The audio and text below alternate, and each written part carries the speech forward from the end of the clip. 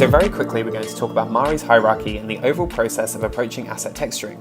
All of these things we will look at in more detail in the other videos in this series. So first up, you set a project.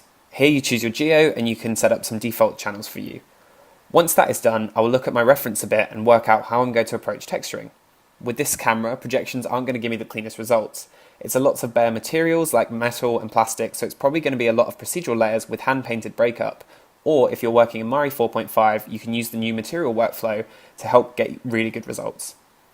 If I created my base color first, I can use those layers to inform my other channels like speck and bump. In my channels palette, I create a new base color channel, and then I can now jump into either the layer or node editor.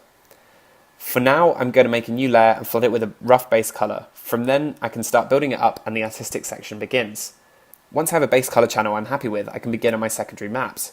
If you're working with Mari's new material system, you may well already have a good base for these channels, so you can just begin with those. Or if you're working inside the node graph, I can use my pre-existing node tree and use adjustments to crank my textures to get values that work for my other maps like speck roughness, bump, and so on. With features like layer linking or sharing nodes, it's easy to optimize your scene and use what you've already created to help you get the best textures for your asset, but more on all of that later. So that's a brief overview of the texturing hierarchy in Mari. For each object, you can have multiple channels with multiple layers inside each of them. It can get a bit confusing, so good naming is always really important. In our next video, we're going to look at layers, so thanks for watching this one, and I'll see you there.